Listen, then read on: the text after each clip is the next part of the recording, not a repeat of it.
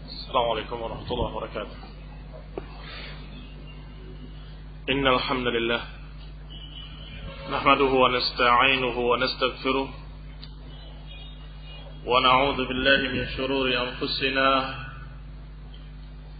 wa min sayyiati a'malina man yahdihillah fala mudilla lahu wa man yudlil fala hadiya lahu wa ashhadu an la ilaha illallah وحده لا شريك له وأشهد أن محمدا عبده ورسوله صلى الله عليه وعلى آله وأصحابه والتابعين وتابع التابعين ومن تبعهم بإحسان إلى يوم الدين يا أيها الذين آمنوا اتقوا الله حق تقاته ولا تموتن إلا وأنتم مسلمون يا أيها الناس اتقوا ربكم الذي خلقكم من نفس واحدة وخلق منها زوجها وبث منهما رجالا كثيرا ونساء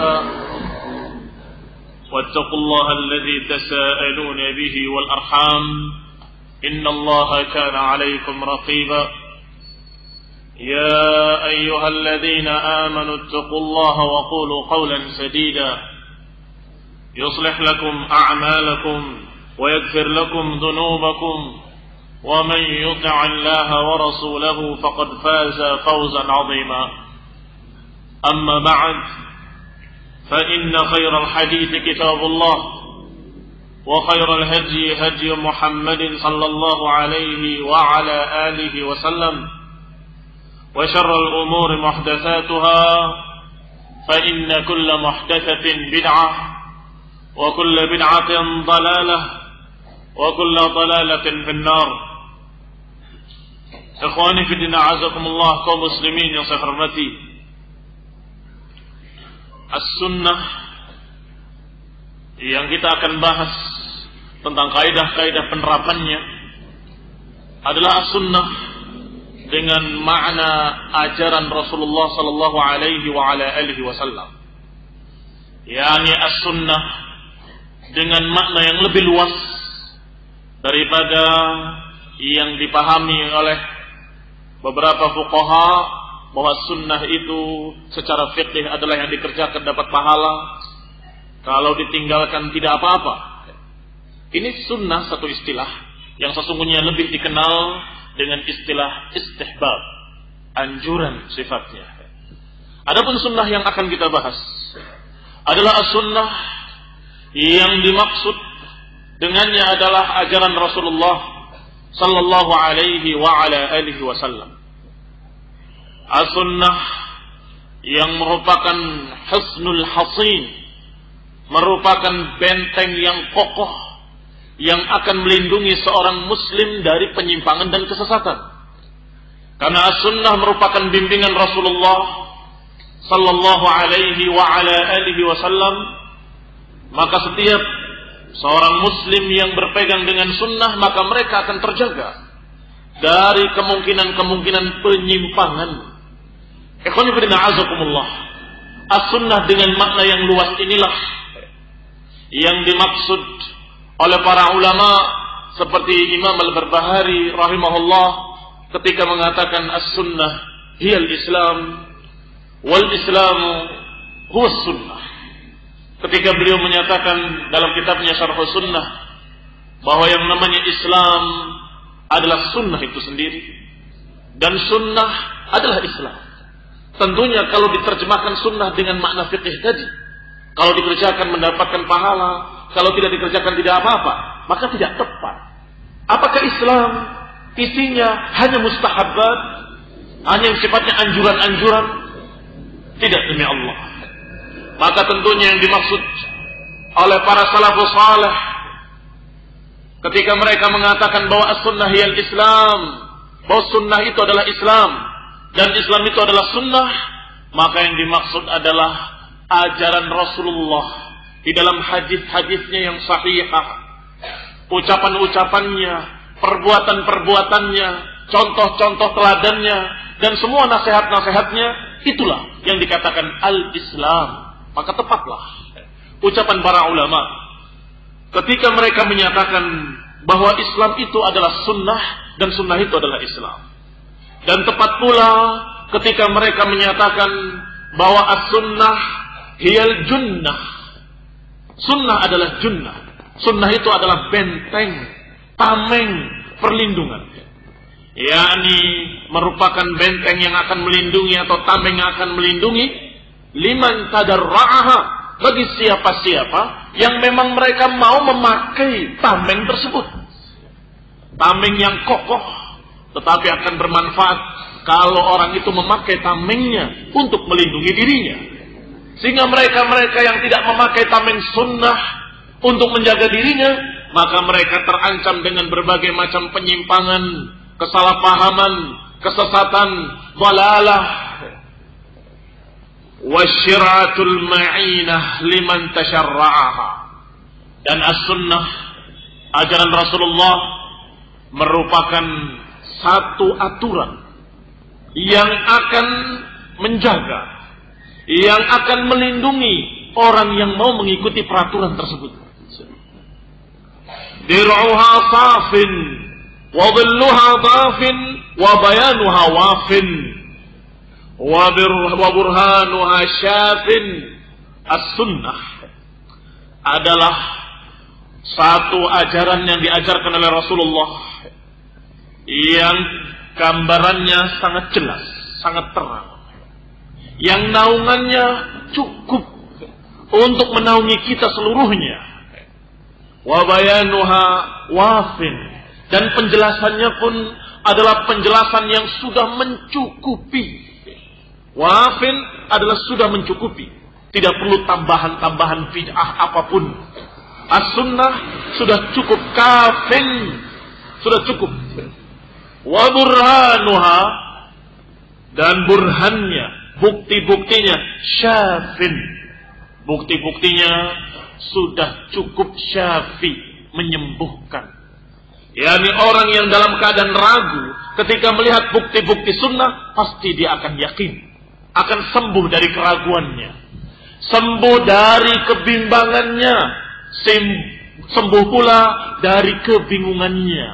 Ketika kaum muslimin tidak mempelajari ajaran Rasulnya, tidak mempelajari sunnah-sunnah, maka mereka rawan dengan sedikit syubhat, mereka bingung.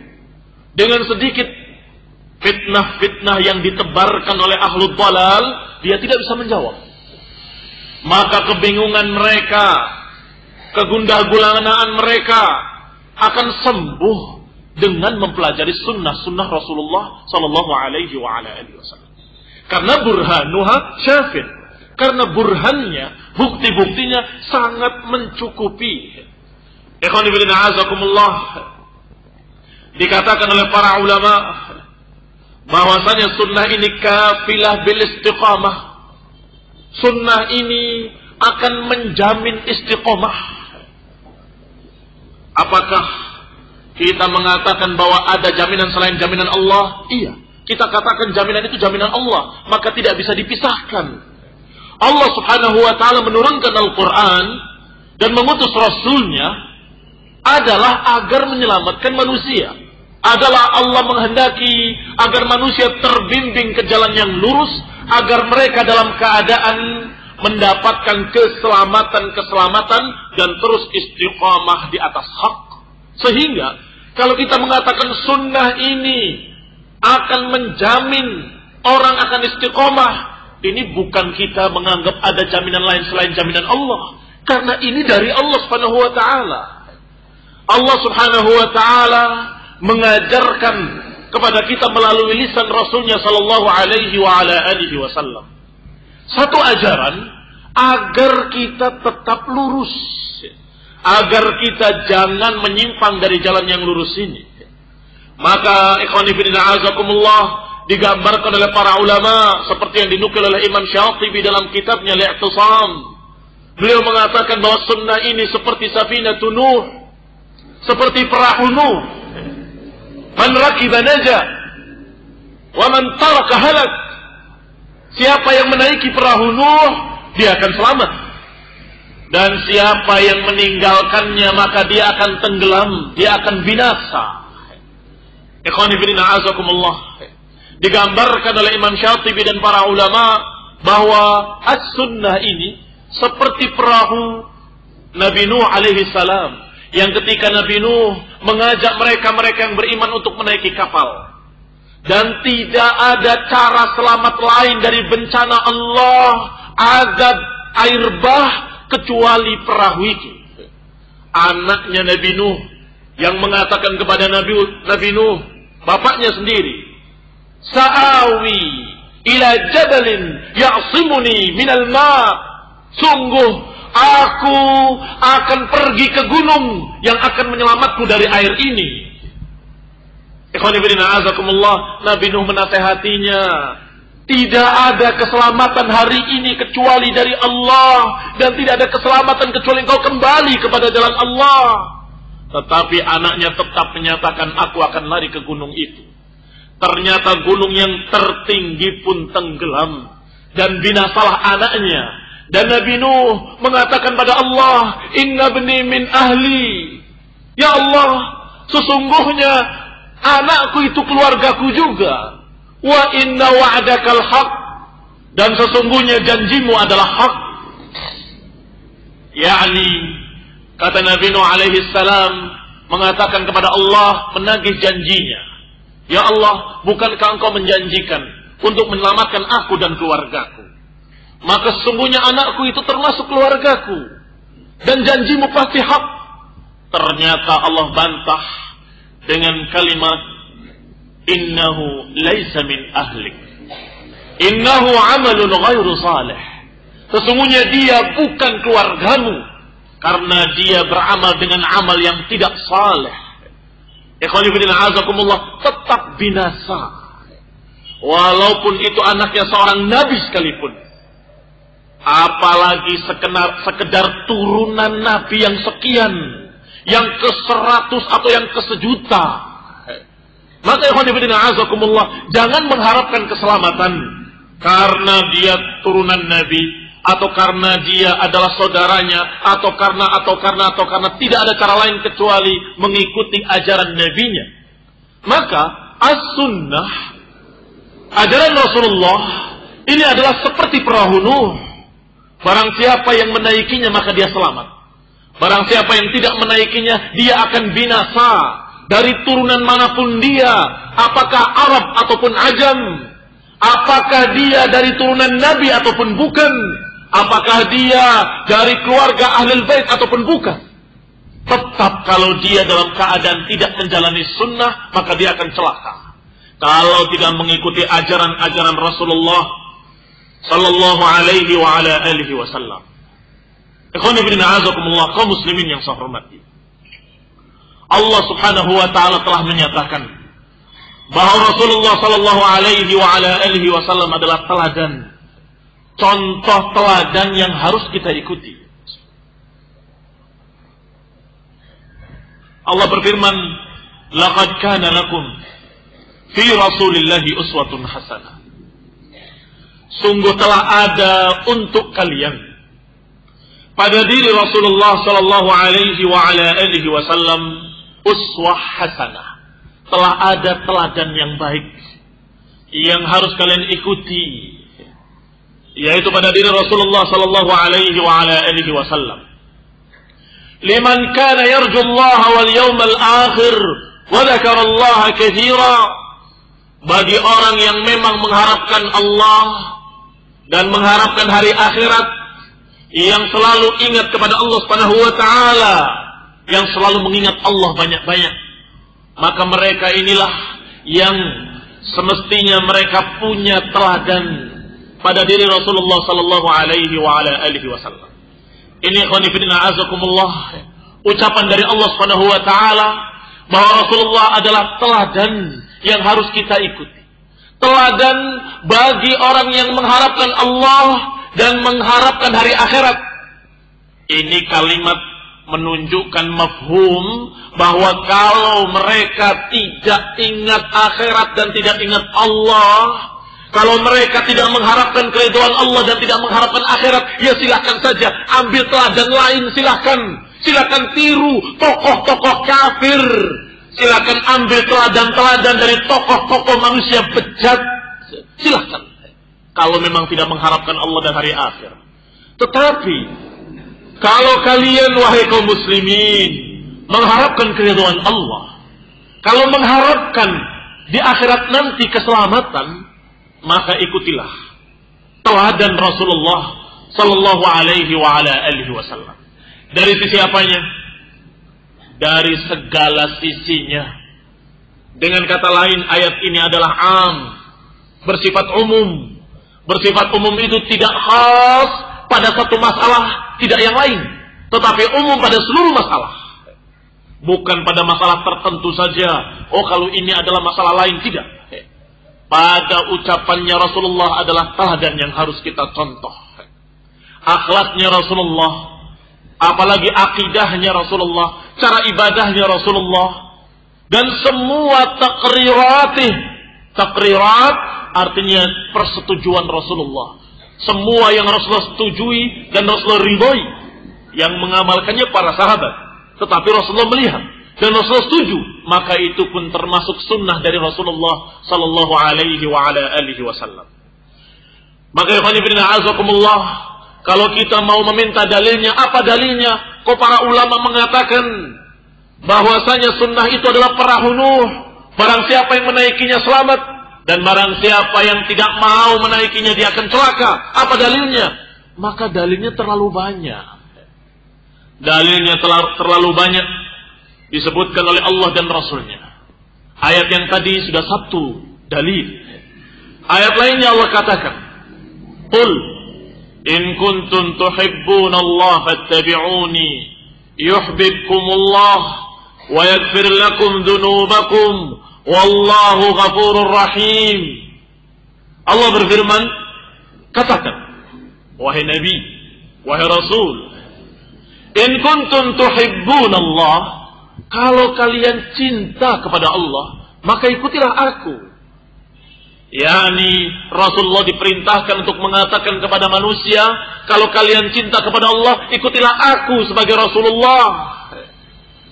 Yuhibbukumullah wa yuslihu balakum, yuhibbukumullah wa yaghfir lakum dhunubakum. Niscaya Allah akan cinta pada kalian, dan niscaya Allah akan mengampuni dosa-dosa kalian, akan memaafkan kesalahan-kesalahan kalian, dan Allah Maha Pengampun lagi Maha Penyayang. Ikhwani fillah azakumullah, ini dalil yang sangat kuat. Harusnya kita mengikuti, harusnya kita mengikuti sunnah-sunnah Rasulullah SAW. Ikhwani fillah azakumullah, Allah Subhanahu wa ta'ala menyatakan sebagai bukti cinta kepada Allah. Kalau kita mengaku cinta kepada Allah, maka buktikan dengan mengikuti sunnah Rasulnya. Kalau kita mengaku cinta kepada Rasulullah, buktikan dengan menghidupkan sunnah-sunnahnya. Maka ikhwan fillah azakumullah lebih dikenal dengan istilah ahlus sunnah daripada ahlul Quran. Pernah ada seorang yang bertanya kepada saya, kenapa Ustaz? Kok disebutnya golongan yang selamat ini ahlus sunnah? Kenapa nggak disebut ahlul Quran? Katanya.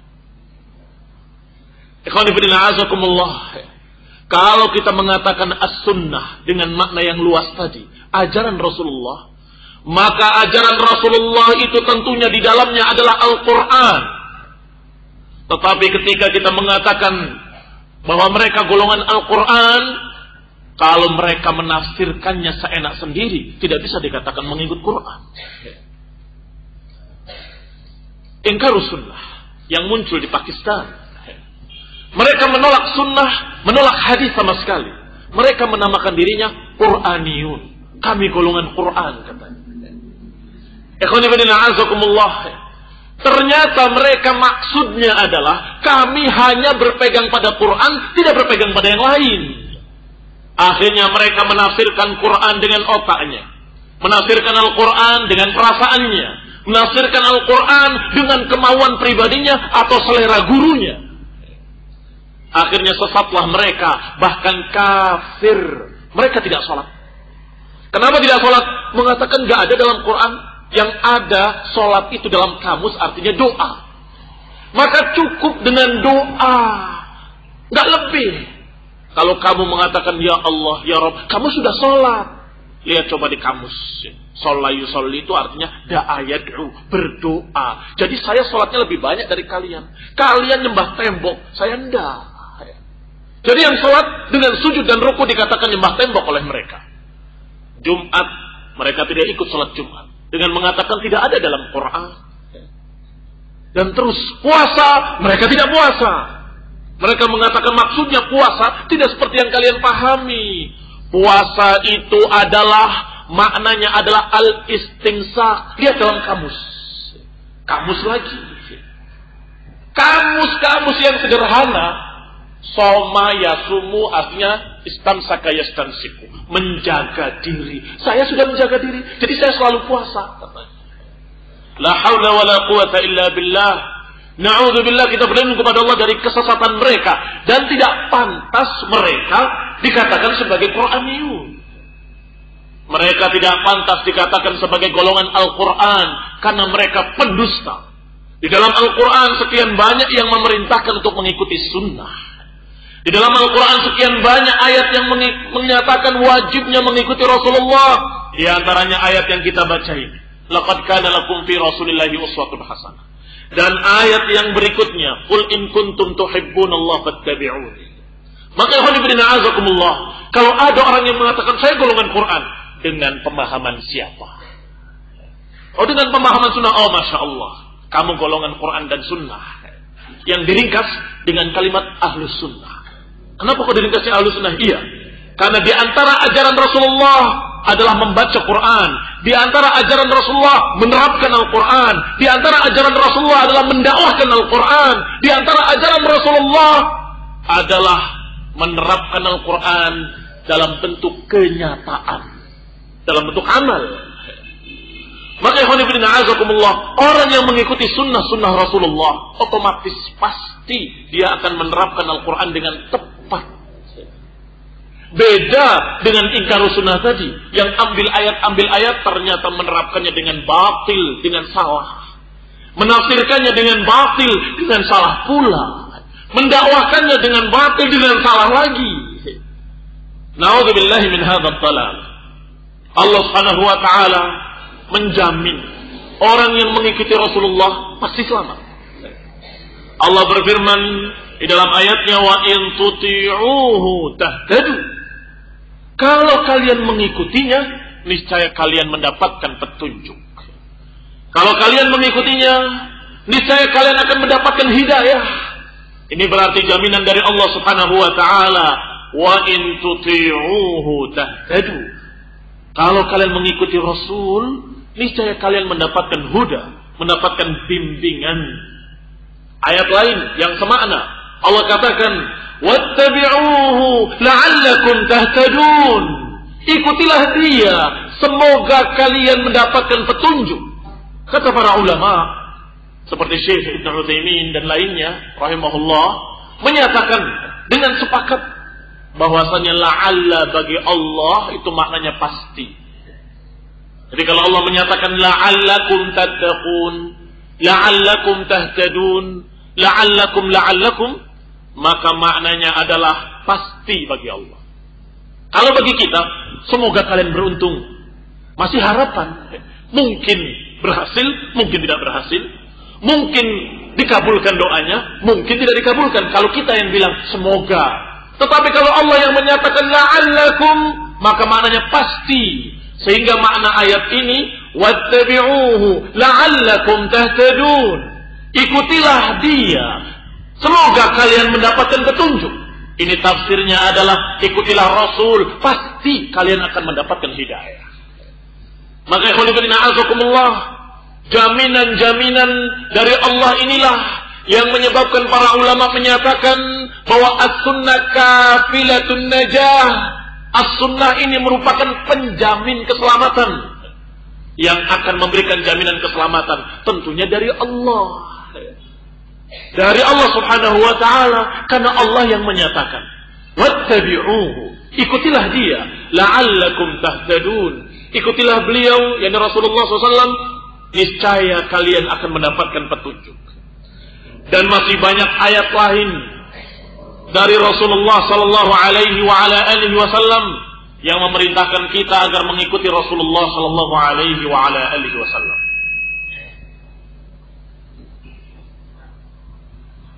Agar kita menjadi pengikut sunnah ajaran Rasulullah sallallahu alaihi wa ala alihi wasallam.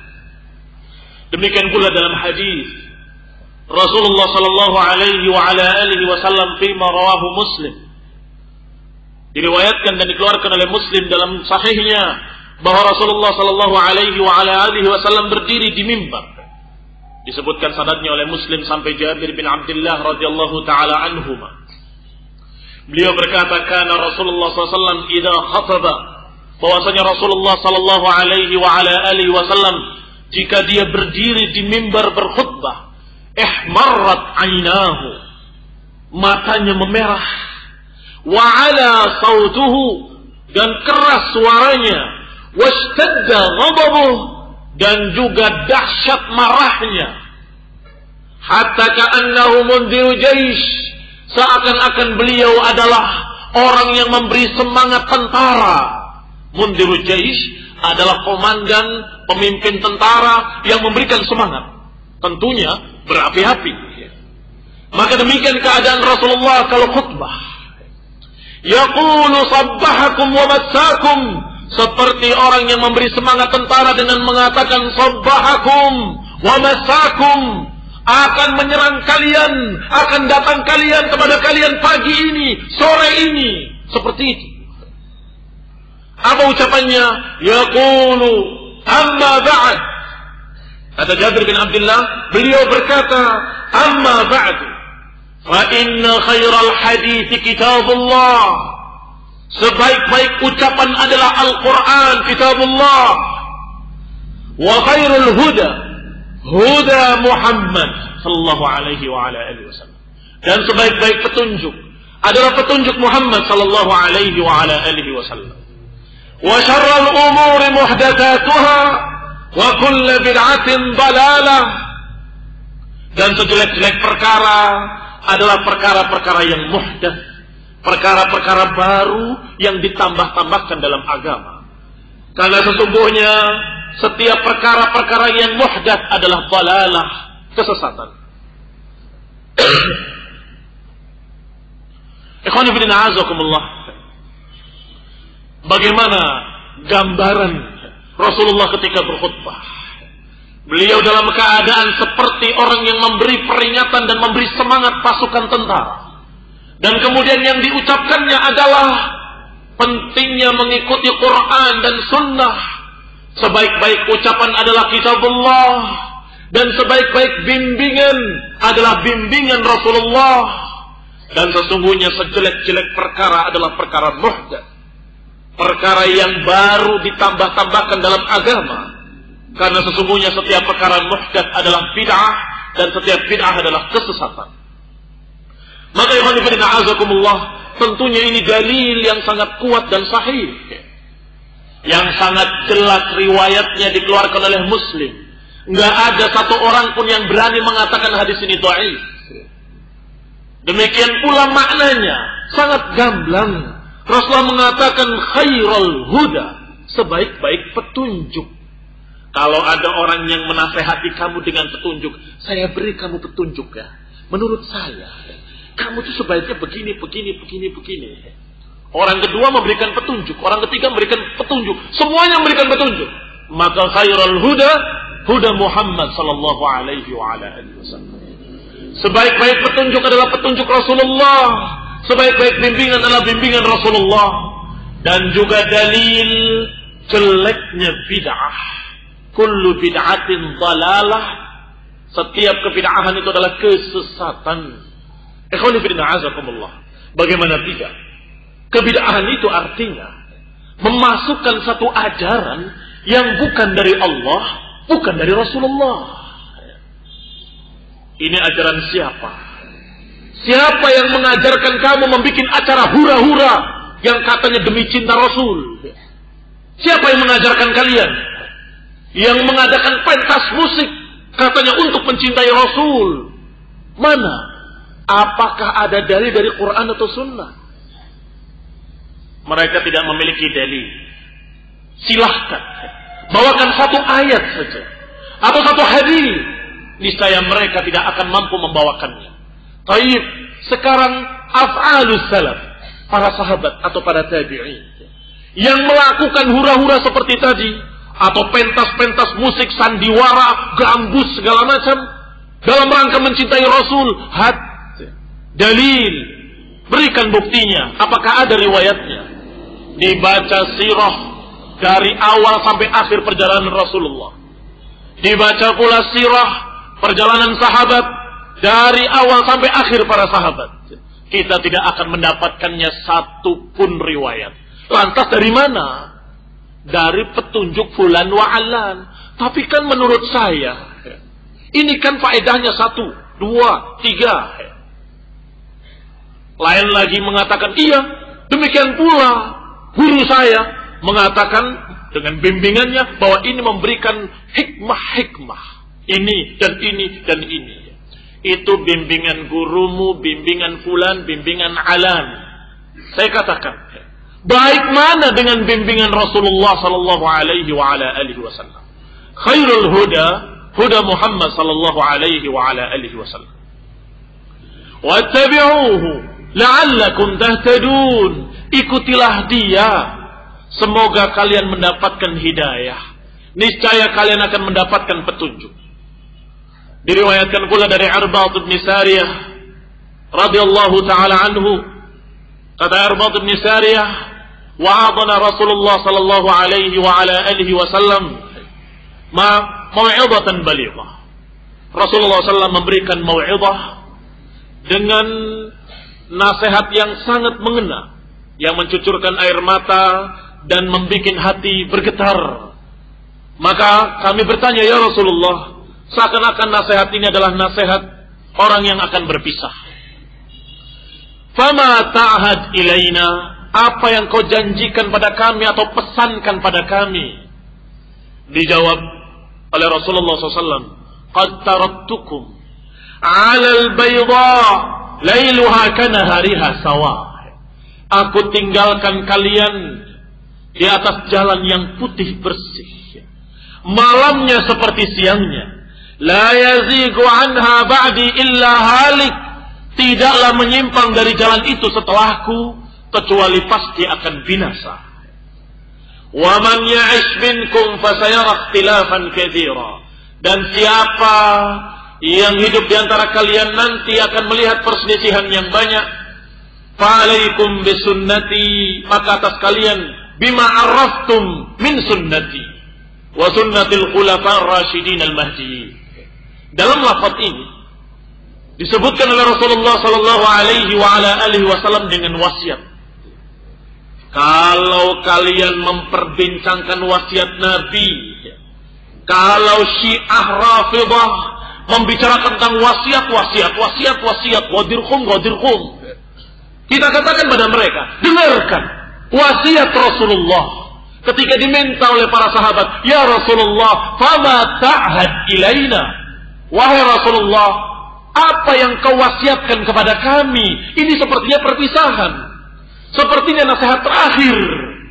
Maka Rasulullah memberikan wasiat dengan kalimat, taraktukum ala mutlil bayda atau alal bayda lailuha kanahariha. Aku telah tinggalkan kalian di atas satu jalan yang putih bersih dan terang benderang. Lailuha kanahariha sawa. Malamnya seperti siangnya, sama-sama terang. Kalian kalau melihat alamat yang terang gamblang, tapi ketika datang waktu malam bingung mencari alamat itu. Tetapi apa yang digariskan oleh Rasulullah dalam sunnah-sunnahnya, dalam hadis-hadisnya sangat jelas, sangat gamblang, siang maupun malam. Lailuha kanahariha, malamnya sama terangnya seperti siangnya. Maka ikhwan fillah a'azakumullah, Dikatakan selanjutnya oleh beliau, la yazigu anha ba'di illa halik. Tidak menyimpang dari jalan ini kecuali pasti binasa. Inilah dalil berikutnya yang dipegang oleh para ulama sehingga menyatakan bahwa sunnah ini seperti perahu Nuh. Yazigu anha halik. Kalau menyimpang dari jalan ini, binasa. Kalau dia naik ke jalan ini, selamat. Maka ukurannya adalah jalan sunnah, jalan Rasulullah sallallahu alaihi wa ala alihi wasallam. Ikhwani fillah azakumullah. Rasulullah sallallahu alaihi wa ala alihi wasallam telah memberitakan bahwa nanti akan muncul ikhtilafan katsira, faman ya'ish minkum fasayara ikhtilafan katsira. Siapa yang hidup di antara kalian nanti yang berumur panjang akan mengalami satu masa di mana manusia kaum muslimin berpecah belah, bertikai, berselisih. Fa'alaikum bima arraftum min sunnati. Maka atas kalian dengan apa yang kalian telah ketahui dari sunnah-sunnahku, apa yang kalian telah ketahui dari hadis, apa yang telah kalian ketahui dari riwayat yang sahihah, pegang kuat-kuat. Pegang kuat-kuat, genggam kuat-kuat, gigit dengan gerahammu. Jangan sampai lepas. Ini disebutkan oleh Rasulullah dengan kalimat fa'alaikum. Dan fa ini adalah sababiyah. Sababiyah itu menunjukkan adanya sebab akibat. Karena kalian akan melihat bagaimana pertikaian manusia nanti, maka pegang ini sunnah. Jalan selamatnya. Enggak usah bingung. Saya bingung. Ini ngaku benar. Ini ngaku benar. Sururi ngaku ahli sunnah. Ini juga ngaku ahli sunnah. Bahkan yang sesat bejat ngaku ahli sunnah juga. Yang jelas ahli dalal dari kalangan Syiah Rafidhah. Kalau lagi taqiyah, bilangnya saya juga ahli sunnah. Khawarij, teroris mengatakan kami juga ahli sunnah. Orang-orang yang dalam keadaan pas-pasan ilmunya atau kurang dari itu, stres. Terus saya mau mempelajari ahlu sunnah gimana? Kepada siapa? Ini saya ragu, ini saya ragu, ini saya ragu, ini saya ragu. Tidak usah bingung. Ada Sahih Bukhari, ada Sahih Muslim, ada kitab-kitab Ashabus Sunan yang telah diperiksa oleh Syekh Al-Albani dan para ulama lainnya. Mana riwayat yang sahih, mana riwayat yang baik. Alhamdulillah. Maka apa yang mencocoki hadis yang sahih, maka itulah hak. Dan apa yang menyelisihi sunnah adalah batil.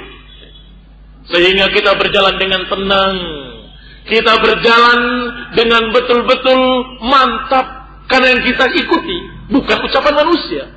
Yang kita ikuti adalah ucapan Rasulullah. Saya mendengar hadis Rasulullah dan membaca sendiri hadis Rasulullah yang mengatakan kullu muhdatsatin bid'ah wa kullu bid'atin dhalalah. Hadisnya diriwayatkan oleh Muslim. Maka betapapun kamu mengatakan tapi ini bid'ah yang baik sampai mulutmu berbusa, saya tetap percaya pada hadis. Tenang kan? Betul-betul ala basirah. yakni di atas ilmu. Kalau berjalan di atas ilmu, di atas basirah, maka tidak akan goyah dengan syubhat apapun, dengan fitnah-fitnah apapun. Yang banyak diombang-ambingkan oleh fitnah syubhat adalah orang-orang yang tidak berilmu, orang-orang yang kedudukannya seperti ghusa'is sail, seperti buih banjir yang diombang-ambingkan ombak dan kemudian dihempaskan dan hilang lenyap, nggak ada apa-apanya, nggak ada nilainya. Wa amma zabadu fayadhabu jufaa'a wa amma ma yanfa'un nas fayamkuthu fil ardh. Adapun buih akan hilang sirna. Adapun yang bermanfaat bagi manusia itulah yang akan mapan di muka bumi.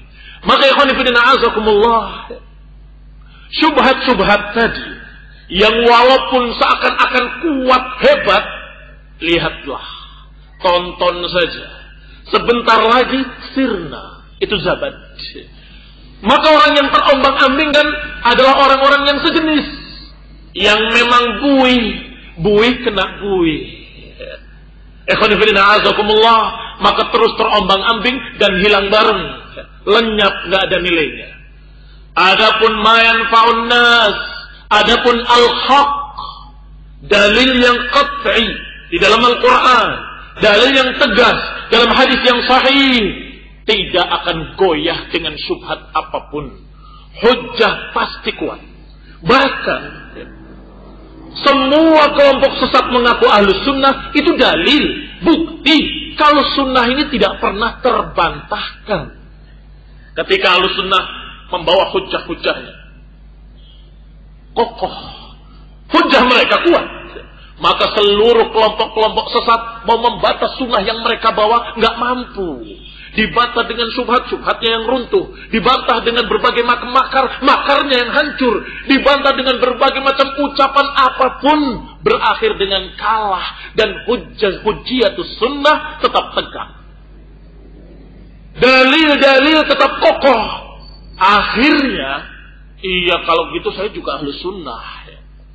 Berakhir dengan kalimat, saya juga sama seperti kalian ahlus sunnah. Ini bukti. Kalau mereka tidak bisa membantah kebenaran ahlus sunnah, akhirnya rebutan nama ahlus sunnah. Padahal yang penting bukan nama. Silahkan kalian menamakan diri kalian ahlus sunnah. Tetapi kalau kenyataannya ahlul balal, ahlul bid'ah, kenyataannya pengikut ucapan-ucapan manusia dan rekaan-rekaan manusia, beribadah dengan cara-cara yang diajarkan oleh manusia-manusia yang lahir kemarin, maka tetap saja dia ahlul balal, walaupun dicat emas di rumahnya, rumah ahlus sunnah. Walaupun dia KTP-nya disebut Fulan Sunni As-Salafi, lengkap di KTP, lihat KTP saya, Fulan As-Sunni As-Salafi, Al-Azhari, lengkap, Sunninya, Azharinya, Salafi, pengikut Azhar, pengikut Salaf, pengikut Sunnah. Yang penting kenyataan. Yang penting apa yang kalian amalkan dan apa yang kalian niatkan di dalam hati. Ikhwanifidina azakumullah. Maka ikhwanifidina azakumullah, hampir semua kelompok mengaku ahlus sunnah itu bukti kebenaran sunnah, dan bukti jalannya ahlus sunnah adalah jalan yang benar. Hanya saja mereka mengaku-ngaku seperti itu supaya dikatakan benar, padahal kenyataannya bertolak belakang dengan perbuatannya dan amalannya. Maka ikhwani fillah azakumullah, usikum wa iyaya bitaqwallah. Aku wasiatkan kepada hadirin agar kita semua bersama-sama untuk meniti jejak Rasulullah. Itu bukan hanya dengan ucapan ikrar di lisan, tetapi dibuktikan dengan amalan-amalan. Dibuktikan pula dengan ucapan-ucapan, dibuktikan pula dengan i'tiqadat yang ada dalam hati, keyakinannya sesuai dengan sunnah, amalannya sesuai dengan sunnah, ucapannya pun sesuai dengan sunnah. Di dalam lafaz lain, Rasulullah sallallahu alaihi wa ala alihi wasallam menyatakan ketika dikatakan oleh Irbad bin Sariyah, menyatakan, ya Rasulullah, ka'annaha mau'izatun muwajji', seakan-akan nasihatmu ini nasihat terakhir, nasihat perpisahan. Fa'ausina, kalau tadi kalimatnya fama ta'had ilaina, apa yang kau janjikan pada kami atau pesankan pada kami. Lafaz kedua, ausina, berilah wasiat pada kami. Maka dengarkan wasiat ini. Wasiat bukan perintah biasa, tetapi perintah yang muakkadul muqarrar, perintah yang ditekankan, memiliki tekanan lebih dari sekedar perintah biasa. Rasulullah mengatakan, usikum bitaqwallah was-sam'i wat-tha'ah wa in ta'ammara 'alaikum 'abdun habasyi. Aku wasiatkan kepada kalian agar kalian dalam keadaan tetap bertakwa kepada Allah dan taat pada penguasa kalian, walaupun penguasa kalian adalah bekas budak dari Habasyah yang cacat, hidungnya terpotong. Kemudian Rasulullah menyatakan, fa innahu man ya'ash minkum, sesungguhnya siapa yang hidup di antara kalian nanti akan melihat perselisihan yang banyak dan pertikaian yang banyak. Fa'alaikum bisunnati wa sunnatil khulafa'ir rasyidin al-mahdiyyin, maka peganglah sunnahku dan sunnahnya para khalifah-khalifah yang lurus. Pegang kuat-kuat. Wa 'addu 'alaiha bin nawajiz, dan gigitlah dengan geraham-geraham kalian. Wa iyyakum wa muhdatsatil umur, dan aku ingatkan kalian dari perkara-perkara muhdats, perkara-perkara yang baru diada-adakan di dalam agama. Fa inna kulla muhdatsatin bid'ah, karena setiap perkara baru dalam agama ini adalah bid'ah. Demikian di dalam hadis yang diriwayatkan oleh ashabus sunan kecuali Imam Nasai, dan Tirmidzi mengatakan hadis ini hasanun sahih, dan juga Al-Hakim rahimahullah Abu Abdullah dalam Al-Mustadrak menyatakan hadisun sahih, laisa lahu illah, hadis sahih dan tidak memiliki cacat. Dan ucapannya Imam Hakim ini disetujui oleh Adz-Dzahabi wa aqarrahu Adz-Dzahabi. Ikhwani fillah azakumullah. Ini ucapan para ulama tentang hadis ini, kesahihan riwayatnya, dan maknanya pun sangat jelas. Berarti hadis ini sangat gamblang riwayatan wa dirayatan, secara riwayat dan secara dirayah. Riwayatnya jelas sahih, dan dirayahnya pun maknanya pun sangat gamblang, karena satu hadis dengan hadisnya lain saling menjelaskan. Berarti makna hadis ini adalah tetaplah kalian di dalam ajaranku. Jangan mengada-adakan kebid'ahan sekecil apapun. Ini kan kecil, sedikit. Ingat ya, yang namanya bid'ah jangan kalian anggap kecil, sebab itu membuat syariat baru, membuat syariat itu azim di sisi Allah. Am lahum syuraka'u syara'u lahum min ad-din ma lam ya'zam bihi Allah. Apakah mereka memiliki sekutu-sekutu selain Allah yang membuat syariat untuk mereka yang Allah tidak izinkan untuk mereka? Apa ini maknanya? Maknanya dianggap satu jenis dari bentuk-bentuk kesyirikan adalah menganggap bahwa makhluk berhak membuat syariat. Maka kata Allah, am lahum syuraka, apakah mereka memiliki sekutu-sekutu selain Allah? Apakah mereka memiliki Tuhan-Tuhan lain selain Allah yang membuat syariat untukmu? Ikhwan fillah azakumullah, kalau Allah tidak memerintahkan, Nabi yang diutus oleh Allah juga tidak mengajarkan, lantas dari mana? Apa ada Tuhan lain yang mengajarkan pada kalian ajaran seperti itu?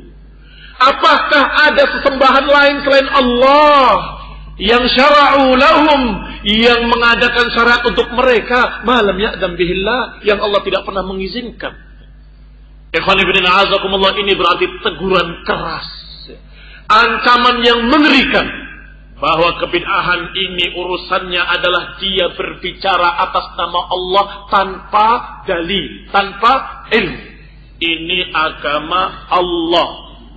Kalau mereka mengatakan ini dari ajaran Islam, artinya mengatakan ini dari ajaran Allah.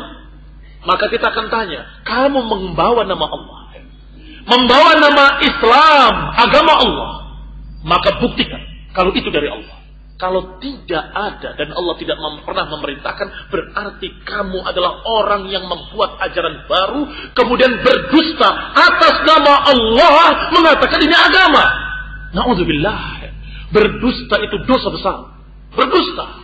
Wal mu'min la yakzib, dan orang beriman tidak akan berdusta. Dan berdusta atas nama orang lain lebih jahat lagi. Berdusta atas nama orang yang soleh lebih jahat lagi. Apalagi berdusta atas nama Rasul. Apalagi berdusta atas nama Allah subhanahu wa ta'ala. Ini ajaran Allah. Yaktubuna bi aydihim wa yaquluna huwa min indillah wa ma huwa min indillah. Seperti Yahudi yang menulis dengan tangan mereka sendiri, ditambah di Tauratnya dengan tangan mereka sendiri, bi aydihim. Kemudian yaqulun huwa min indillah, ini dari sisi Allah. Wa ma huwa min indillah, itu bukan dari sisi Allah. Berarti dusta. Fawailun lahum, maka celakalah bagi mereka, dan celakalah mereka karena apa yang mereka tulis dengan tangan-tangan mereka. Ikhwan fillah azakumullah, kaum muslimin jangan mengikuti jejak Yahudi. Jangan menyerupai mereka, ahlul dhalal dari kalangan ahlul kitab. Jangan kemudian kamu mengatakan atas nama Allah, ini ajaran Allah, padahal itu dari perutmu sendiri, dari otakmu sendiri, dari perasaanmu sendiri, dari anggapan-anggapan baik menurut pribadimu sendiri. Ikhwan fillah azakumullah, tidak mungkin ada satu kebaikan kecuali sudah diajarkan oleh Rasulullah sallallahu alaihi wa ala alihi wasallam. Agama ini telah sempurna. Agama ini telah lengkap. Maka dikatakan oleh Rasulullah sallallahu alaihi wa ala alihi wasallam, atau dikatakan oleh para sahabatnya menceritakan bagaimana Rasulullah SAW, kata Abu Dzar Al-Ghifari radhiyallahu taala anhu, laqad tarakana Rasulullah sallallahu alaihi wa ala alihi wasallam wa ma ta'irun yatiru bi janahihi fis samai illa dzakarna minhu ilman. Kata Abu Dzar, tidaklah Rasulullah meninggalkan kita kecuali sudah menjelaskan segala sesuatu. Burung yang mengepakkan sayapnya di langit sekalipun sudah diterangkan ilmunya kepada kita. Dzakarna minhu ilman. Berarti Abu Dzar sebagai saksi hidup ketika itu, menyaksikan bagaimana Rasulullah menerangkan segala sesuatu, menerangkan bagaimana beribadah kepada Allah, menerangkan bagaimana membuktikan cinta kepada Rasulullah, menerangkan bagaimana beribadah, bagaimana salat, bagaimana puasa, bagaimana haji, bagaimana zikir-zikir, diajarkan semuanya. Sampai setelah selesai di akhir hidupnya, di khutbah terakhir, Rasulullah menyatakan kepada para sahabat dan seluruh kaum muslimin, ala hal ballagtu, ketahuilah, bukankah aku telah menyampaikan pada kalian? Jawaban para sahabat, bala, syahidna. Tentu kami sebagai saksi, kami menyaksikan. Setiap menyampaikan beberapa kata, Rasulullah mengulangi kembali, ala hal ballagtu, bukankah aku telah menyampaikan? Mereka mengatakan, bala, syahidna. Maka Rasulullah SAW menurunkan tangannya dan mengatakan, Allahumma syhad, Allahumma syhad, ya Allah saksikanlah. Ini bukti, dalil yang sangat qat'i, yang sangat jelas, bahwasanya Rasulullah SAW telah menyampaikan amanah dengan sempurna, telah menerangkan risalah dengan lengkap. Dan Rasulullah menyatakan, bukankah aku telah menyampaikan? Mereka mengatakan, bala, kami bersaksi. Maka dia mengatakan pada Allah, ya Allah saksikanlah. Dan ayat yang terakhir juga menyatakan kesempurnaannya, yakni ayat Allah Subhanahu wa taala yang menyatakan, al-yauma akmaltu lakum dinakum wa atmamtu 'alaikum ni'mati wa raditu lakumul Islam dinan. Hari ini telah aku sempurnakan bagi kalian agama kalian. Maka ikhwan fillah azakumullah, kalau ditambah-tambah lagi dengan ajaran baru, dengan muhdatsatil umur, dengan perkara-perkara bid'ah wa dhalalah, maka berarti dia dalam keadaan menganggap Islam ini masih kurang sempurna. Berarti ajaran Islam ini masih perlu dilengkapi, masih kurang.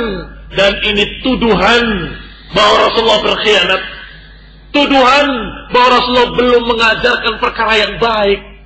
Semestinya disampaikan ketika akan wafat. Nanti kalau aku wafat, jangan lupa rayakan kematianku dan kelahiranku. Jangan lupa rayakan kenaikanku, Isra dan Mi'rajku. Kan begitu. Kalau itu baik. Tetapi tidak mungkin ada satu kebaikan yang terlewat. Enggak mungkin Rasulullah SAW melewatkan sesuatu padahal itu baik.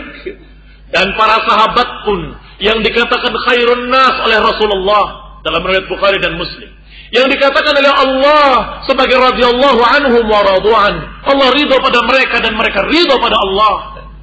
Bagaimana keadaan mereka? Apakah mereka melakukan hal-hal tersebut, perayaan-perayaan bid'ah tersebut, yang seringkali justru ditambah dengan segala macam maksiat, Segala kemaksiatan ada, kesyirikannya ada, kemaksiatannya ada, kebid'ahannya ada, semuanya dalam rangka merayakan kelahiran Rasulullah SAW. Kan aneh. Panjang jimat. Jelas-jelas jimat adalah syirik. Dirayakannya adalah pada bulan Maulid. Merayakan kelahiran Rasulullah katanya. Pasar malam. Jual jimat, jual berbagai macam berita-berita bohong. Ada yang pakai burung gagak, ada yang pakai kartu, ada yang pakai apalagi. Semuanya menjual jasa ramal. Tebak-tebak nasib. Oh, lihat tangan kamu, anak uangnya. Yaquluna amwalan nasi bil batil. Mereka memakan harta manusia dengan batil. Alasmi maulid. Dengan nama ini adalah merayakan kelahiran Rasulullah. Kan aneh. Tidak habis pikir. Ikhwan fillah a'azakumullah. Yang paling baiknya saja adalah tetap kita katakan bahwa itu adalah bid'ah. Kita merayakan dengan cara begini, dengan cara begitu. Iya. Dalam rangka merayakan ini siapa yang ajarkan? Kebaikan kerjakan kapan sajalah. Hari ini kita kerjakan, besok kita kerjakan, lusa juga kita kerjakan. Amal, sedekah, zikir, kerjakan sering-sering. Pada waktu-waktu yang disunahkan terutama. Habis salat diantaranya. Silakan. Tetapi ketika mereka menambahnya dengan berbagai macam kebid'ahan. Dan dalam rangka yang bid'ah. Maka ini tetap kebid'ahan. Maka Rasulullah sallallahu alaihi wa ala alihi wasallam memperingatkan dengan keras. Iyyakum wa muhdatsatil umur fa inna kulla muhdatsatin bid'ah wa kulla bid'atin dhalalah.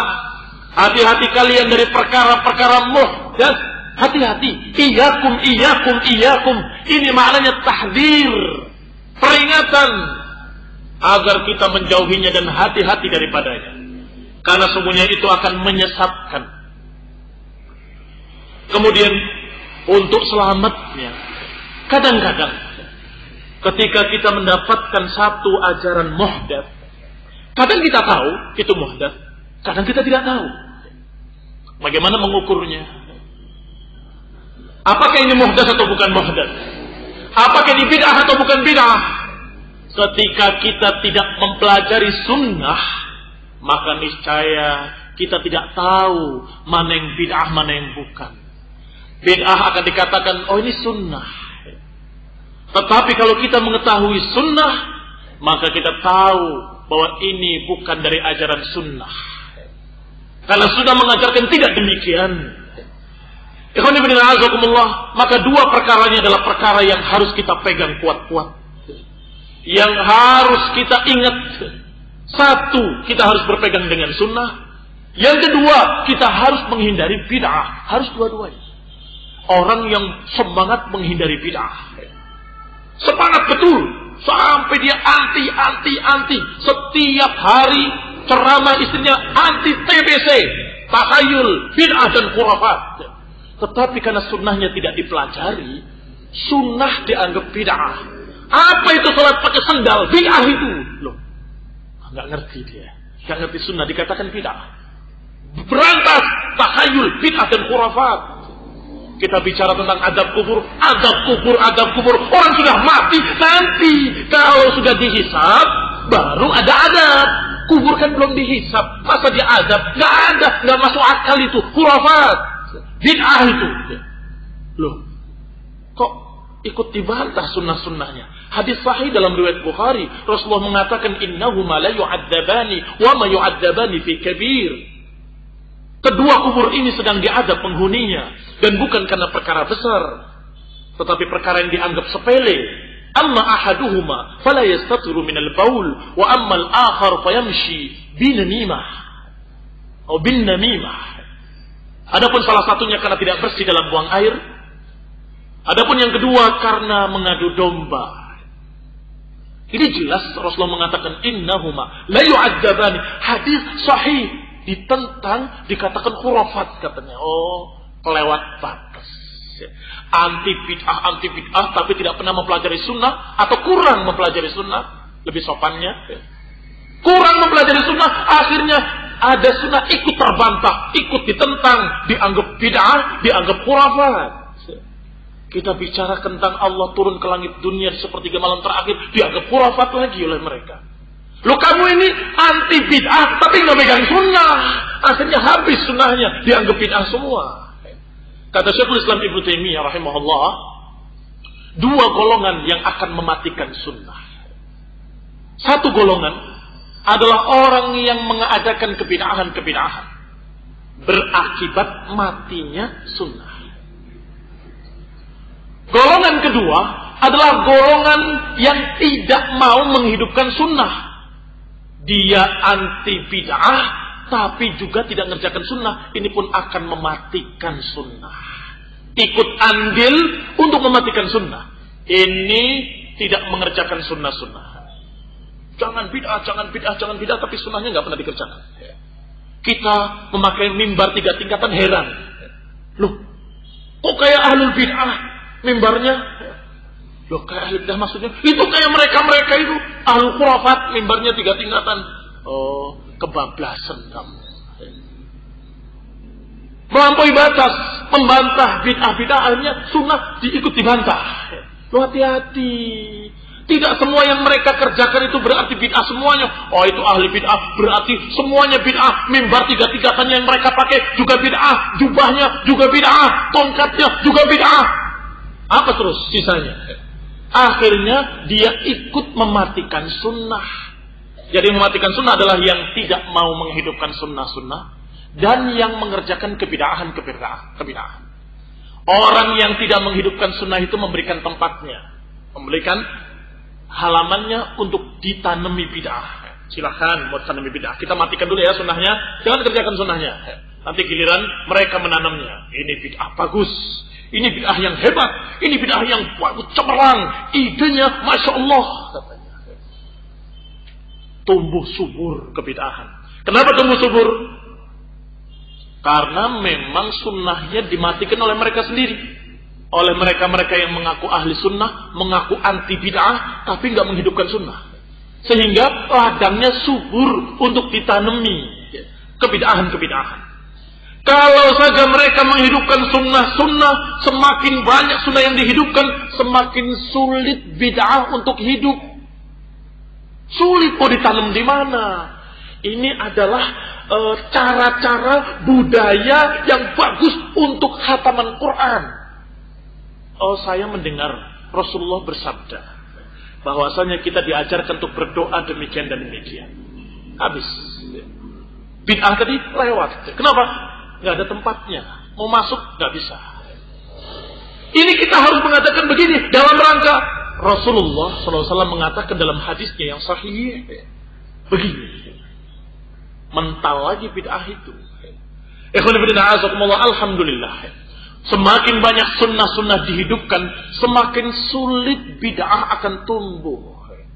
Semakin lengkap sunnah hidup di masyarakat, maka bid'ah semakin tidak laku. Masyarakat ahlu sunnah yang biasa dengan sunnah dan menghidupkan sunnah, selalu menyatakan hadis sahih, qala Rasulullah dalam riwayat sahih dan seterusnya, itu kebid'ahan nggak bisa masuk. Sebagaimana ada seorang sahabat cerita kepada saya di Pakistan. Di kampung saya di Pakistan, kebetulan mayoritasnya adalah ahlu sunnah. Itu ahlu bid'ah nggak bisa masuk. Ketika ahlu bid'ah masuk membawa kompor, bawa buntelan segala macam, dia bicara bahwasanya Rasulullah bersabda, anak kecil tanya, Pak, itu dalilnya riwayat siapa? Sahih atau dhaif? Gak bisa menjawab dia. Setiap masuk situ pertanyaannya dari anak-anak kecil begitu. Apa hadisnya? Apa dalilnya? Sahih atau dhaif? Siapa yang mensahihkan? Apa kata Syekh Al-Albani tentang hadis itu? Sehingga sekali, 2 kali tidak berani datang lagi, aman. Kenapa? Kapok saya ditanya anak-anak kecil, sana gak bisa jawab. Karena tingkatan ilmu di kalangan masyarakatnya sudah maju secara ilmu din. Sudah tahu kalau yang namanya agama dari Allah, maka harus ada dalil dari Quran dan Sunnah. Kalau sunnah itu dari hadis, harus ada bukti sahih atau dhaif. Kalau diriwayatkan dari ashabus sunan yang tidak terkenal kesahihan keseluruhan, maka dia akan tanya, disahihkan oleh siapa? Apakah Syekh Al-Albani mensahihkan? Ini sudah jadi budaya di masyarakat itu. Sehingga kebid'ahan mental. Takut katanya. Saya takut kalau masuk ke situ. Ditanya oleh anak-anak tentang dalilnya, tentang hujahnya, saya nggak bisa menjawab. Apalagi orang dewasanya. Maka ikhwan fillah azakumullah, ini keadaan kalau sunnah dihidupkan dan ilmu dihidupkan di tengah masyarakat, maka bid'ah tidak akan tumbuh. Maka benarlah apa kata Syekhul Islam Ibnu Taimiyah rahimahullah, bahwa ketika sunnah itu mati, itu penyebabnya dua, urunan. Yang satu memberikan lahannya, yang satu memberikan bibitnya. Akhirnya tumbuh subur. Bibitnya tumbuh di lahan yang dipersiapkan. Siapa yang memberikan lahannya? Yang memberikan lahannya adalah mereka yang tidak mau menghidupkan sunnah dan meremehkan, tidak mau menjalankan, tidak mau mengerjakan, tidak mau mengucapkan, tidak mau pelajari. Memberikan lahannya. Sedangkan ini orang-orang yang punya penyakit fi qulubihim zaig, maka selalu dalilnya, saya pikir ini bagus, saya pikir ini baik, saya rasa ini kan gak ada jeleknya. Jeleknya itu bid'ah. Dibilang gak ada jeleknya. Saya kira ini gak ada jeleknya. Ada jeleknya. Jeleknya adalah kamu menganggap Al-Quran belum sempurna, kamu menganggap hadis-hadis Rasulullah belum lengkap, ajaran Rasulullah belum sempurna, sehingga kamu tambah. Itu jeleknya. Ikhwan fillah azakumullah, akhirnya mereka menanam bibitnya dan lahannya subur, tumbuhlah kebid'ahan demi kebid'ahan. Maka ikhwan fillah azakumullah, sunnah harus dihidupkan, dipelajari dan diamalkan. Kaji sunnah-sunnah Rasulullah, Sahih Bukhari, Sahih Muslim, Umdatul Ahkam, Bulughul Maram, dipelajari. Pelajari, amalkan, terus begitu sampai memasyarakat budaya itu. Ya, ikhwan fillah azakumullah, Rasulullah SAW menyatakan kekhawatirannya bahwa kita akan lalai terhadap agama ini dan kemudian mementingkan dunia. Rasulullah khawatir. Sampai Rasulullah mengatakan ketika para sahabat berbicara tentang kemiskinan, Rasulullah SAW bersabda, Al-faqru fakhafun, apakah kemiskinan yang kalian khawatirkan? Walladhi nafsi biyadihi la tusabbanna alaikum ad-dunya sabba hatta la yazighu qalbu ahadikum izaghatan illa hi. Apakah kemiskinan yang kalian khawatirkan? Sungguh sebentar lagi akan dituangkan kepada kalian kekayaan sampai kalian tidak disesatkan kecuali olehnya. Tidak disesatkan kecuali oleh dunia. La tusabbanna alaikumud dunya hatta la yazigh qalbu ahadikum izaghatan illa hi, hingga tidak menyimpang hati salah seorang kalian kecuali karena dunia tadi. Ikhwan fillah azakumullah, ini menunjukkan bahwa perkara agama ini lebih penting, dan agama ini terdiri dari sunnah-sunnah. Ajaran Islam ini terdiri dari ajaran-ajaran Rasulullah, kalimat-kalimat Rasulullah, contoh-contoh Rasulullah, takrir-takrir Rasulullah yang menafsirkan Al-Quran, yang menjelaskan makna Al-Quran, yang menerangkan bagaimana cara menerapkan Al-Quran. Maka ikhwan fillah azakumullah, ini yang harus kita pelajari sehingga kita selamat. Kalau masalah kemiskinan tergantung. Kalau miskinnya dalam keadaan beriman, maka kemiskinannya akan jadi pahala buat dia. Kenapa? Karena dia hadapi dengan kesabaran. Dan orang yang sabar akan mendapatkan pahala. Maka kalau masalah kemiskinan dan kekayaan, urusannya adalah baik bagi seorang yang beriman. Ajaban li amril mu'min amruhu kulluhu khair. Sungguh menakjubkan keadaan seorang mukmin, urusannya semuanya baik. Idza asabathu sarra'un syakar. Kalau ditimpa kebaikan-kebaikan dia bersyukur. Ditimpa kekayaan dia bersyukur, dan syukurnya baik buat dia. Wa in asabahu darra'un sabar, dan kalau ditimpa darra, ditimpa madarat, kejelekan-kejelekan, musibah-musibah, termasuk kemiskinan-kemiskinan, dia sabar. Dan sabarnya khairun lahu. Sabarnya baik buat dia. Sebagai pahala lagi. Jadi kalau orang beriman, mau kaya, mau miskin, dia akan tetap mendapatkan kebaikan dari Allah. Sabar. Miskin dia sabar, kaya dia syukur, sabar dan syukurnya tetap memberikan pahala. Berarti yang jadi masalah bukan itunya. Wahai para duat, wahai para da'i, jangan kamu jadi pindah. Jangan kamu berpindah loncat kepada urusan lain. Kita punya problem yang paling penting ini di mimbar. Di mimbarnya kaum muslimin di masjid. Problem pengentasan kemiskinan. Kalau sampai kita dalam keadaan tidak mengentaskan kemiskinan, niscaya orang-orang ini akan kufur. Ikhwan fillah azakumullah, siapa yang bisa dikufurkan dengan dibujuk supermi? Kira-kira siapa? Orang yang berilmu atau orang yang tidak berilmu? Orang yang tidak berilmu.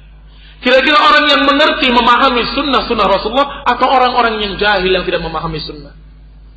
Yang bisa dibujuk dengan supermi oleh Nasrani, itu mereka diajak kepada Kristen itu karena kemiskinan. Berarti kita harus mengentaskan kemiskinan. Kalau mereka jadi kaya semua, apakah kamu yakin mereka akan lurus jalannya? Kalau saya nggak yakin. Kalau nggak dikasih ilmu, nggak diajari sunnah, dikasih kekayaan, niscaya mereka akan tambah rusak. Yang sesat dikasih modal, tambah sesat.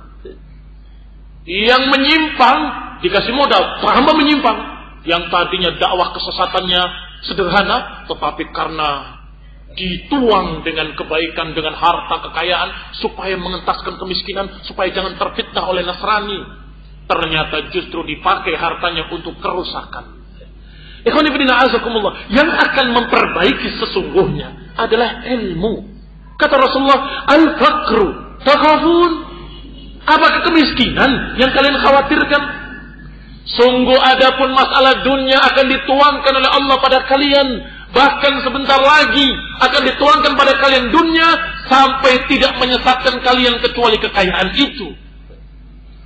Betapa banyak manusia yang diberi kekayaan kemudian lupa diri. Betapa banyak mereka yang diberikan kekayaan kemudian mereka keluar dari ajaran Allah dan Rasulnya. Betapa banyak.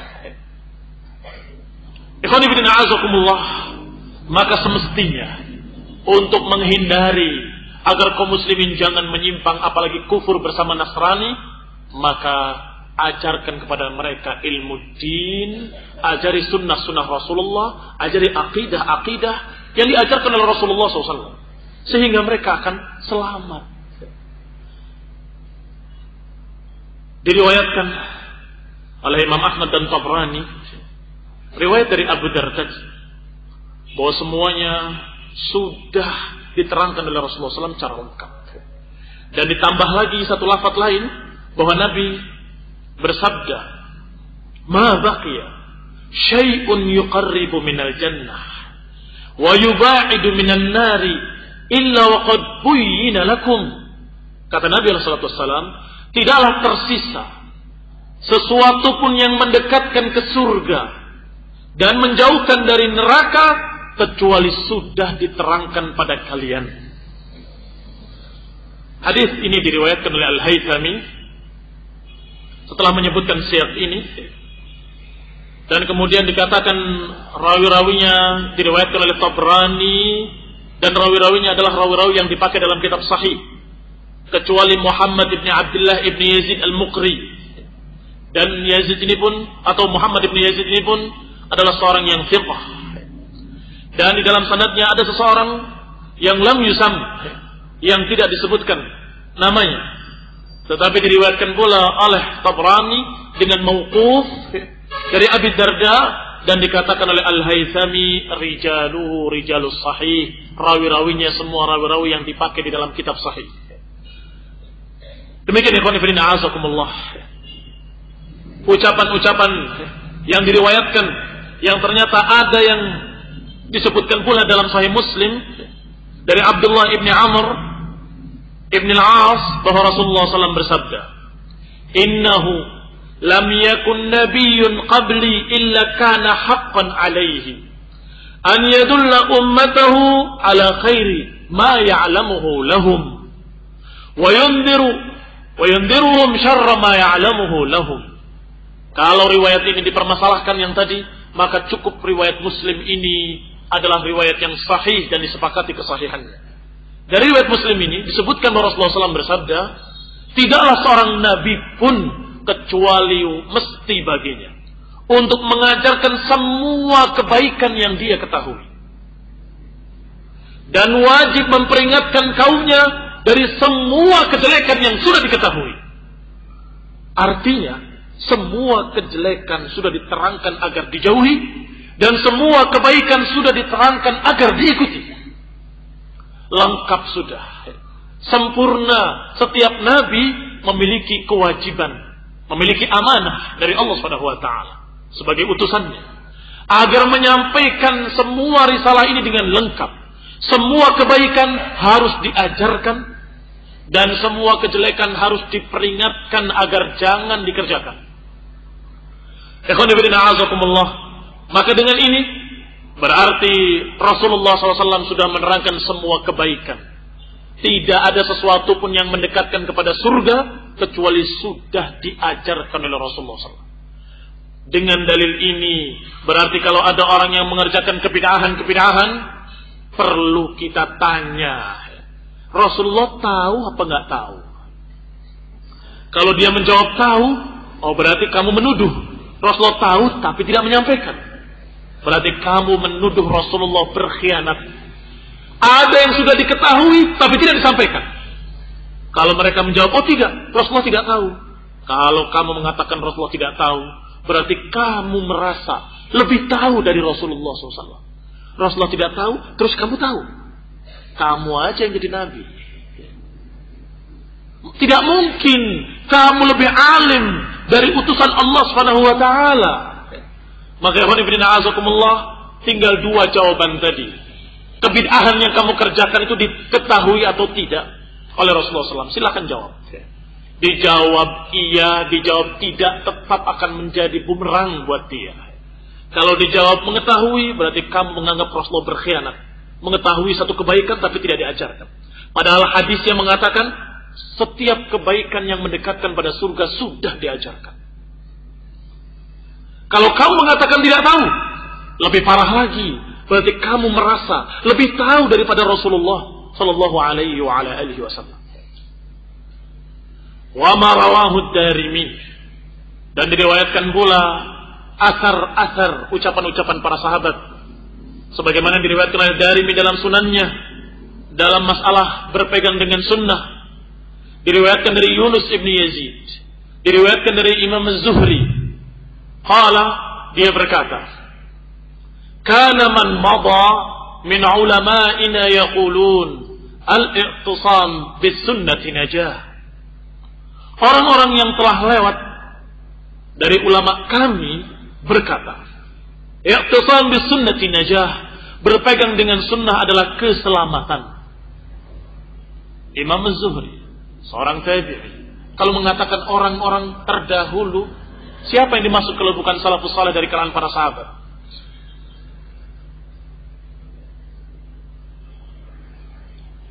Berarti maknanya bahwa para salaf dari kalangan sahabat ridwanullah alaihim ajma'in semua berkata secara ijma' bahwa berpegang dengan sunnah adalah keselamatan. Diriwayatkan pula oleh Al-Marwazi di dalam kitab Sunnah dari Hisham ibn Urwah dari ayahnya rahimahullah, berarti dari Urwah ibn Jubair. Dia berkata, as-sunan as-sunan fa inna as-sunana qiwamuddin. Dia mengatakan, ingat as-sunnah, sunnah. Jadi maknanya peganglah sunnah. Fa inna as-sunnah qiwamuddin, karena sungguhnya as-sunan adalah tonggak agama. Qiwam adalah sesuatu yang akan meluruskan, sesuatu yang akan menegakkan, sesuatu yang akan menjaga. Kalau tiang-tiang ini enggak ada, maka akan runtuh agama. Ini Islam, ini Muslim. Kemudian dirontokkan satu-satu sunnahnya, 1 sunnah, 2 sunnah, 3 sunnah, 4 sunnah. Dirontokkan dari dia. Sampai habis sunnahnya. Apa sisanya? Apakah pantas dikatakan sebagai muslim? Namanya muslim. Bapaknya mukmin, Muslim bin Mukmin. Kemudian dalam keadaan semua amalannya dari ujung rambut sampai ujung kaki tidak kenal sunnah. Berbeda dengan sunnah. Semua ibadahnya tidak ada ibadah sunnah. Semuanya bid'ah. Terus sisa ajaran Islamnya di mana? Ikhwan fillah a'azakumullah, tentunya yang demikian adalah orang yang telah menyimpang dari ajaran Islam. Maka dikatakan sunnah ini qawamuddin. Sunnah ini kata Urwah bin Jubair rahimahullah adalah tonggak-tonggaknya agama yang akan menopang agama ini. Dikeluarkan oleh Abu Nuaim di dalam Al-Hilyah, nukilan ucapan dari Imam Al-Auza'i rahimahullah. Kata Al-Auza'i, kana yuqalu khamsun kana 'alaiha ashabu Muhammadin sallallahu alaihi wa ala alihi wasallam. 5 perkara yang para sahabat Nabi ada di atasnya. Ini 5 prinsip yang para salafus saleh, para sahabat ada di atasnya. Dan juga para tabi'in dan juga para pengikut mereka. Apa 5 perkara ini? 1, luzumus sunnah. Luzumul jamaah. Pertama, berpegang dengan al-jamaah. Tidak memisahkan diri dari jamaah. yakni jamaah kaum muslimin dan penguasanya. Tetap bersama penguasa. Yang kedua, ittiba'us sunnah. Mengikuti sunnah. Yang ketiga, amaratul masjid. Meramaikan masjid, memakmurkan masjid.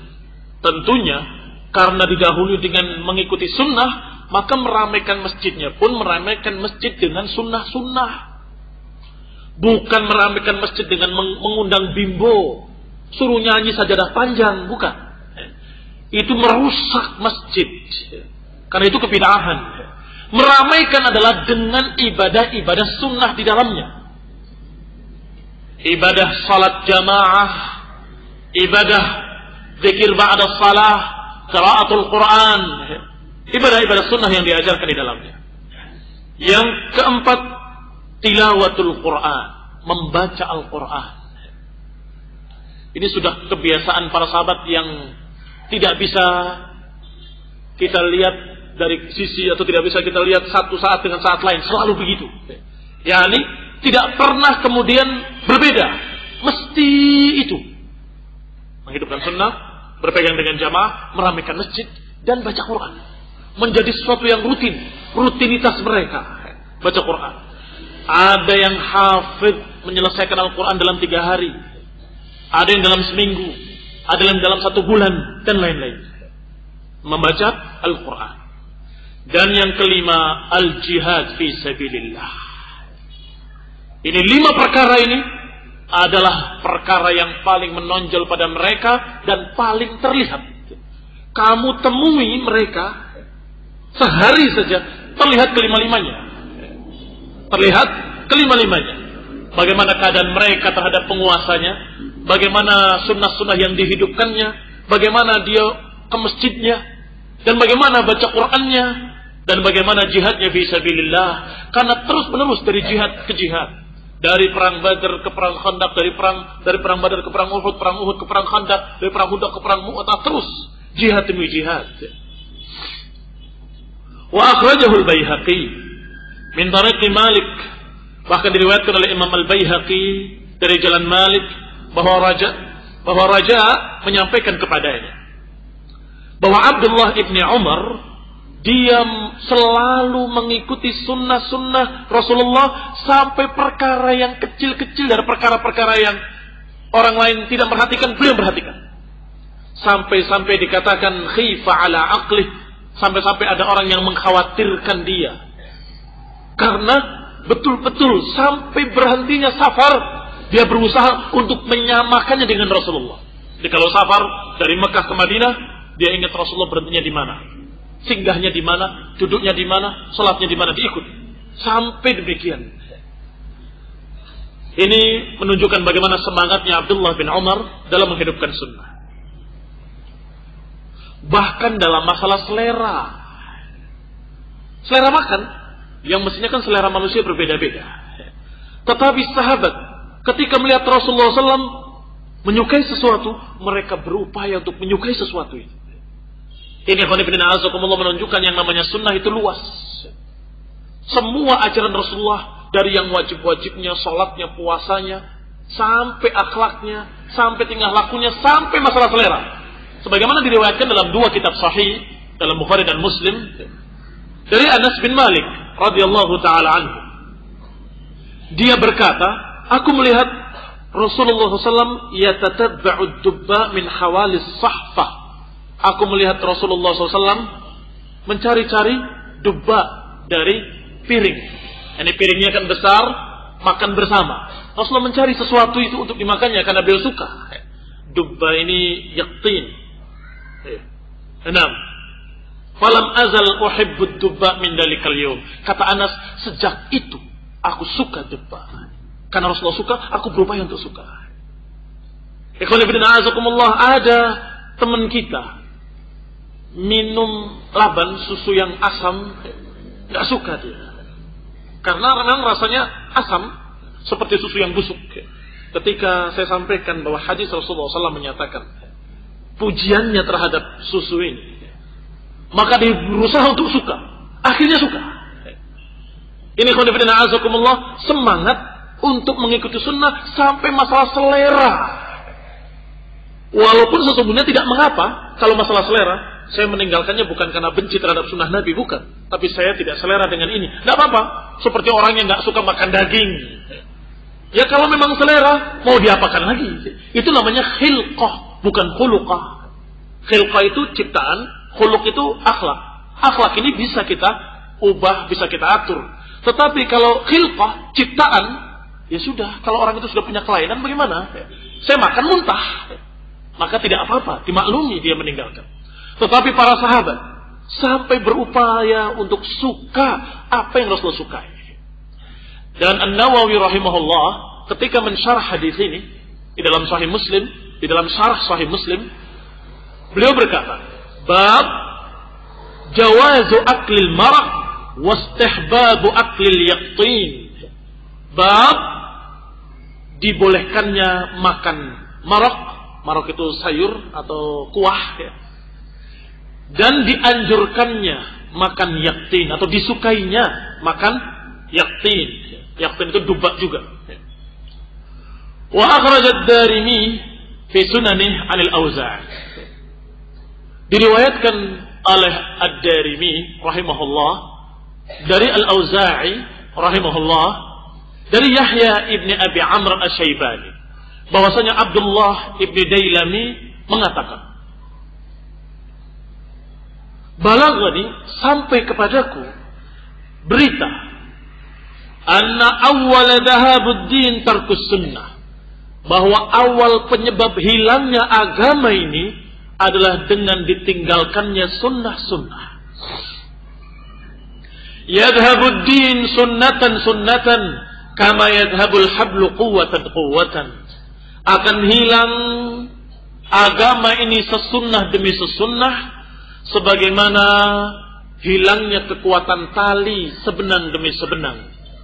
Kekuatan tali setebal apapun, tali kapal misalnya yang kalian lihat di pantai sini, bagaimana kokohnya, bagaimana kuatnya, yang kalau kita lihat tali sebesar ini menurut akal nggak mungkin akan putus. Ternyata suatu saat dia akan putus sebesar itu. Karena tali itu tersusun dari benang-benang kecil. Benang demi benang itu putus satu demi satu, rapuh satu demi satu, sampai kemudian putuslah tali yang setebal itu. Ikhwan fillah a'azakumullah, kata Ad-Dailami menyatakan balaghani, sampai kepadaku berita. Kalau beliau menyatakan balaghani, maknanya adalah dari salafus saleh. Sampai kepadaku dari mereka, dari salaf, bahwa agama ini akan hilang sesunnah demi sesunnah. Jangan dikira hilangnya agama ini lenyap begitu saja, tidak. Tidak tiba-tiba lenyap, hilang, tidak demikian. Tetapi hilangnya agama ini sesunnah demi sesunnah. Pernah ditanyakan oleh seseorang kepada para ulama dari kalangan salaf, bagaimana hilangnya Islam? Sebagaimana digambarkan dalam hadis bahwa Islam ini akan hilang nanti. Bagaimana bisa hilang Islam ini? Dijawab, hilangnya Islam itu tidak begitu saja. Ada yang menjawab, hilangnya Islam seperti logam, uang yang hilang tulisannya sedikit demi sedikit bersama waktu. Uang logam itu kalau sudah lama dipegang, lama-kelamaan pudar tulisannya. Tulisan 50 rupiah itu akan hilang karena dipegang terus. Berapa lama itu? Dan ketika kamu sekali megang, berubah apa nggak berubah? Sepertinya nggak berubah. Ternyata sekian tahun dipegang manusia, hilang tulisannya, lenyap. Berarti sedikit demi sedikit hilang. Ada yang menjawabnya seperti seekor kambing yang tidak diberi makan. Dia semakin kurus, kemudian mati. Demikian pula ada yang menjawabnya dengan seperti ini. Yadhabud din sunnatan kama yadhabul hablu quwwatan. Akan hilang agama ini sesunnah demi sesunnah, seperti hilangnya kekuatan tali sedikit demi sedikit. Tambah rapuh, sebenang demi sebenang putus, maka tali sebesar apapun seperti tali kapal sekalipun akan putus dia. Maka ikhwan fillah azakumullah, jangan anggap remeh masalah sunnah. Kita hidupkan sunnah semuanya yang kita mampu, sehingga tidak bisa tumbuh kebid'ahan dan kita selamat dan terlindungi, dan Islam semakin kokoh, kuat. Dikeluarkan pula oleh Al-Marwazi di dalam sunnah dari Abdullah ibn Aun bahwa dia berkata, salas ardaha li nafsi wal ikhwani. Kata Abdullah ibn Aun, seorang ulama, menyatakan 3 perkara. Aku ridha untukku dan untuk saudara-saudaraku.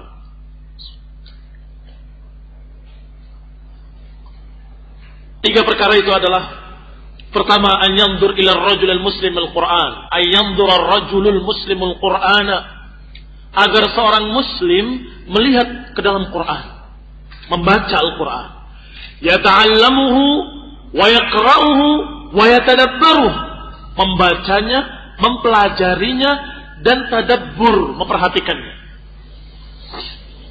Wa yanzur ilaih. Yang kedua, an yanzur dzakal athar was sunnah. Yang kedua, lihat asar dan sunnah. Yus'al anha wa yattabi'ahu juhdahu. Yang kedua, melihat sunnah kemudian menanyakannya. Menanyakan itu artinya mempelajari juga. Menanyakan bagaimana riwayatnya, bagaimana maknanya. Menanyakannya kepada para ulama. Fas'alu ahla dzikri in kuntum la ta'lamun. Kalau kita masih dalam keadaan pas-pasan seperti ini, tanyakan kepada ulama, jangan sok tahu. Jangan sok tahu meriksa sendiri, oh ini hadis dhaif menurut saya. Saya lihat bahwa hadis ini lemah. Dari mana lemah? Karena ini ada fulan. Fulan ini perbincangan oleh para ulama. Saya sudah lihat dalam kitab Rijal. Ternyata hadis itu diriwayatkan dari jalan-jalan lain banyak dan sahih. Dia satu jalan baru lihat, mengatakan dhaif. Seperti katak dalam tempurung. Ini akhirnya akan menyimpang juga. Maka kita ingatkan, jangan terlalu pede. Sadarilah ilmumu dan ilmu saya dan ilmu kita. Dan akuilah keilmuan para ulama. Akuilah mereka yang belajar sejak kecil, yang sejak dalam keadaan belum balik dia sudah hafal Quran, menghafal hadis. Yang dia dalam keadaan begini, kita kenali mereka. Dan kita ketahui keilmuan mereka, maka kita tanyakan pada mereka, ya sadatul ulama, wahai para ulama, aftuni, berilah fatwa kepada kami, terangkan kepada kami apa makna hadis ini dan bagaimana kedudukan hadis ini. Kalau mereka menyatakan sahih, alhamdulillah, maka kita lihat maknanya, kita terapkan. Kalau mereka menyatakan tidak, ini dhaif, kita lihat alasannya dhaif dan kita mantap, maka kita tinggalkan hadis itu. Karena hadis itu berarti betul-betul riwayat yang belum pasti dari Rasulullah, bahkan dikatakan lemah, apalagi telah jelas rawinya pendusta. Maka ikhwan fillah azakumullah, ini yang kedua, kata beliau. Melihat sunnah dan menanyakannya. Jangan sembarangan. Wa yattabi'ahu juhdahu, dan mengeluarkan segenap usaha, juhud untuk mempelajarinya. Riwayatan dan dirayah. Riwayat itu untuk menunjukkan kedudukannya sahih atau dhaif.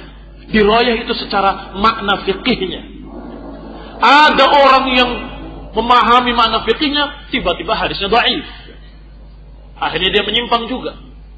Ada yang sebaliknya, dia dalam keadaan tahu hadis ini sahih, ngerti dia, tapi ketika menafsirkan salah istinbat fikihnya.